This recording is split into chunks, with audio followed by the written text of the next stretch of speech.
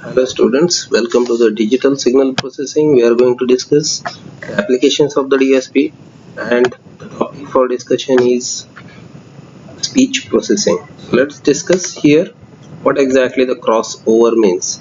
Crossover is nothing but passive crossover or digital crossover. So let's see.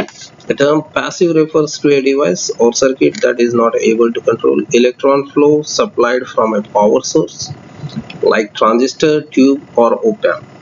A passive crossover uses only components such as resistors, coils, that is inductor and capacitor to divide the signal from power amplifier into different frequency bands for the different drivers like woofer and the tweeter circuits. The diagram shows a typical system configuration where the volume control is done in the preamplifier and the passive crossover is located in the loudspeaker, that is the loudspeaker cabinet. The diagram shows a second order two-way crossover which has relatively gradual cutoff slopes on the woofer and tweeter. So let's see. So this is what the passive crossover section. So here we can just observe that the section which is just now provided over here, this is the passive crossover. This is where the tweeter and the woofer comes. This is nothing but the amplification stage, and the output of the amplification is given to the passive crossover. It means it is nothing but the speaker enclosure. So the source here is provided. So let's assume that the left and right channel are with certain sources of speech. So once it is given, so preamplifier will do the job of amplification. Now the things which we are doing over here, let's say for this entire section, this is for, let's say, left channel, and the same is repeated for the right channel also, means for this particular section. So this is where it is repeated. Now this is nothing but the passive crossover where we can observe the preamplifier as well as the amplification in between the passive crossover stage and the preamplifier stage. Let's see active crossover. So an active crossover in contrast divides the frequency band using the line level signal and is typically positioned between a preamplifier and the power amplifier.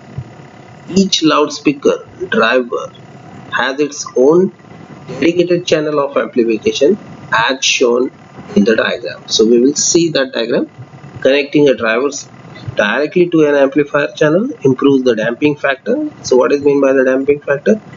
It is nothing but the load impedance by the source impedance ratio, and gives the amplifier greater control over the driver. A capacitor is often used in series with the tweeter to protect it from the possible low frequency or the DC transients, especially at the turn on and turn off. The large expensive passive components between the amplifier channels and the speaker drivers are no longer needed.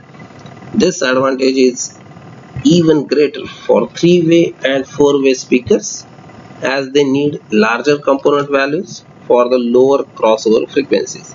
So let's see this diagram. This is the diagram where we can clearly distinguish active crossover section. It is provided in between the amplification and the pre-amplifier stage. Now this is where the capacitor is provided along with the tweeter.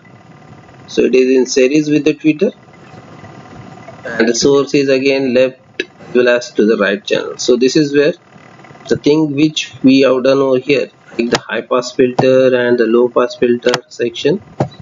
This entire section is nothing but the simply the left channel section, and here the same thing is to be followed for the right channel.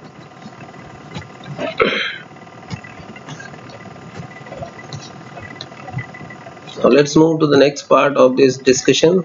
In the next part we are going to discuss the digital crossover. So when we study the digital crossover, This type of active crossover is limited by the fact that each filter has to be realized with a physical circuit. For example, making the crossover slope steeper would require additional analog circuit, not easy once the unit is in the field.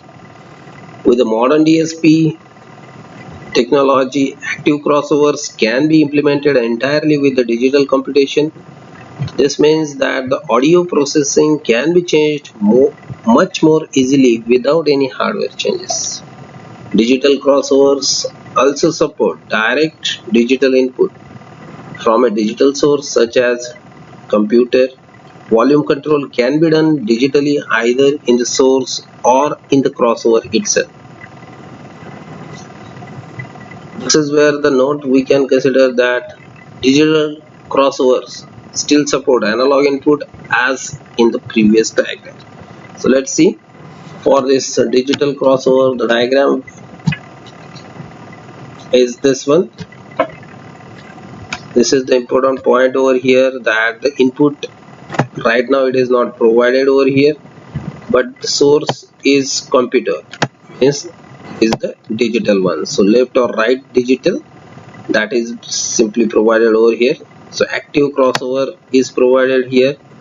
So for each section, this is what the tuning part is provided, like the active crossover as well as in the source computer. Next is nothing but the amplification stage. In active crossovers, we can observe here the high pass filter as well as the low pass filter section, and again the capacitor to reduce the low frequency components or the DC transients, along with the tweeter section. Now those things which are done over here, same can be repeated for the right channel in order to have the amplification. So this is the block diagram of system with the active crossover with digital input.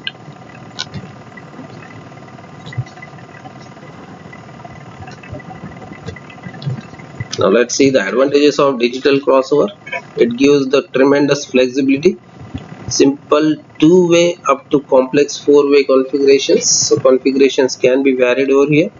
Similarly, the parametric equalization, extensive parametric equalization capabilities for correction of loudspeaker driver response, advanced programming.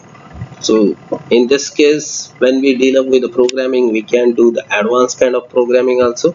The crossover incorporate a feature that allows almost infinite flexibility and customizability of the driver and the system response. Time delay or the alignment. Time alignment on all output channels is essential to ensure smooth response through the crossover region. So this can be done over here. So thank you everyone, thank you very much.